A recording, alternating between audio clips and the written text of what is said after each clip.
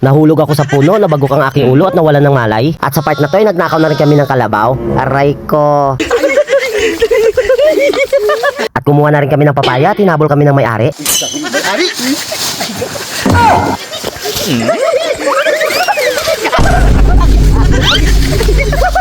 Naghahanap lang kami ng gagamba na uwi sa pagnanakaw ng pananim ng iba. Aray ko. Pati mais nga hindi nakaligtas sa amin. Aminin nyo man sa hindi, alam ko naranasan nyo rin to. At nakakamiss yung ganitong banding. Pati nga yung bunga ng niyog ay pinag-aagawan na rin namin. At dahil wala naman yung nakatingin kaya kinuha na namin. Ako si iShield, tamad ako pero may pangarap ako. At ngayong gabi malalaman nyo lahat yun. At kakarating nga lang ng mga kaibigan ko at dala mga gamit na kailangan namin. Ayun na. Boys. Bakit? Dala nyo ba mga gagamitan natin? Siyempre! O yun o. Ready na. Sa part na to ay kumuha pa kami ng ibang kagamitan para sa plano namin. Kung nagtataka kayo bakit kami may dala sako at kaldero, yung sako, yan yung paglalagyan ko anong prutas yung makuha namin. Yung kaldero naman, kailangan namin yung uling para ilalagay namin sa mukha namin. Para naman di kami mahuli ng may-ari ng nanakawan namin. Nilagyan ko na talaga yung buong katawan ko para hindi ako makilala. At syempre dito na nga tayo sa pinaka-exciting part na maghanap ng gagamba. Maghanap pala ng pananim ng iba. Aray ko. At dito na nga magsisimula masamang balak ng grupo. Sa part na yan ay ginapang na namin para hindi kami makita ng may-ari ng nanakawan namin. At sa wakas, pagkatapos ng 2 oras na paggagapang namin ay nakakita rin kami ng gagamba. Papaya pala. At sa part na to ay nagbabangayan pa kami kung sino kukuha. At dahil ako naman ang pinakamataas sa grupo kaya ako nadali-dali kumuha.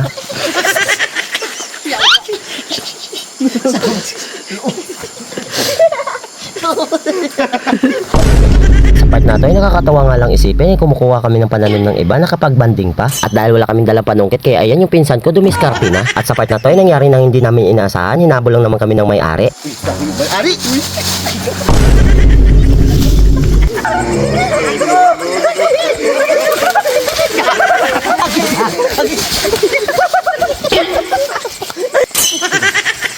May ari.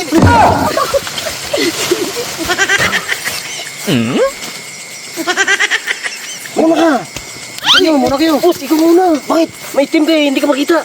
Ano ba yun? Oo. Ina, bilisan nyo.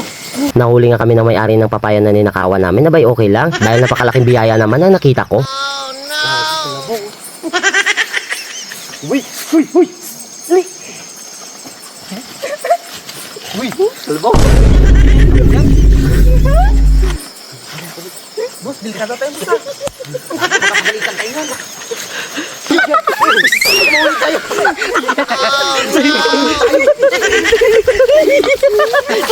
Balik na nga tayo sa paghanap ng gagamba. Gusto ko lang sabihin sa inyo na hindi talaga namin kinuha yung kalabaw. At sa wakas nakahanap na rin kami ng gagamba. Kaya dali-dali ko nga tinawag si Jetro dyan. At habang naghahanap nga ako ng gagamba ay may nakita ako na hindi ko inaasahan. Dahil sa nakita ko, kinabahan agad ako kaya dali-dali ko tinawag yung mga barkada ko. Nakakapagtaka nga lang isipin dahil sa gitna ng bundok nakakita kami ng bahay dito. May abandonadong bahay dito. At dahil hindi kami mapakali kung ano nakita namin kaya ayan pinuntahan na namin. Bago nga namin pasukin to tinignan na namin mabuti kung merong tao. Dahil sino mag-aakala sa kagitnaan ng bundok ay meron pala nakatira. Kaya sa pagkatoy nagsisisi na kami kung bakit namin pinasok kaya naririnig kami na hindi namin inaasahan. Kahit nga ako natatakot kung anong tunog ang narinig ko.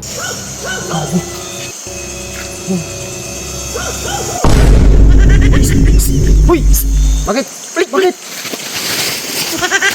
Ha? Mataw. Wala na mataw. Galit ha. At dahil sa nakita namin, nag-decide ang grupo na umuwi na lang. Sa dinaanan nga namin, nakahanap kami ng gagamba kaya ginanahan ng grupo para maghanap pa ng iba. Tingin. Bakit ba?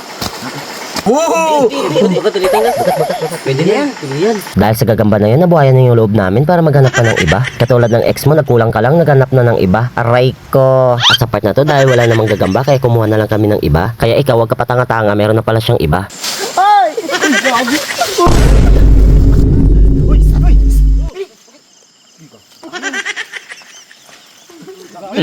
Saan mo nakuha to? Duno? Sarap ah! Ha? Kuha pa tayo. Wah, tara. Ako gagamba, men. Kayo? Saan kayo naman rin to? Ba't walang tao? Nandiyan ako sa loob. So, may itlog. Ayan o. Ito? Tanggalin mo. Laki. Wala na. Yan. Kaya mga. May itlog pa. Dami. Oh. Ano? Dami oh. Kaya nga. Okay. Ang usapan ng grupo ay maghanap ng gagamba, hindi manguha ng pananim ng iba. At dahil wala naman kami dalang panungkay, kaya gumawa ako ng paraan para makakuha ng rambutan.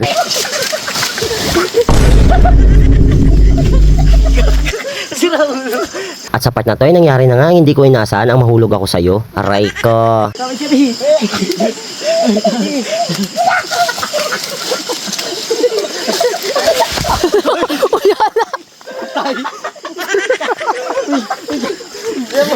Gago mo tayo.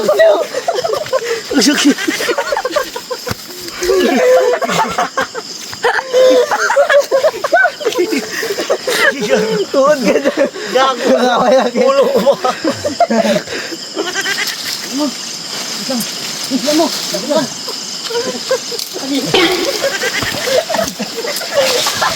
Gago siya mayari. Pati nga yung maliit na niyog sa amin na hindi nakaligtas. Yuri.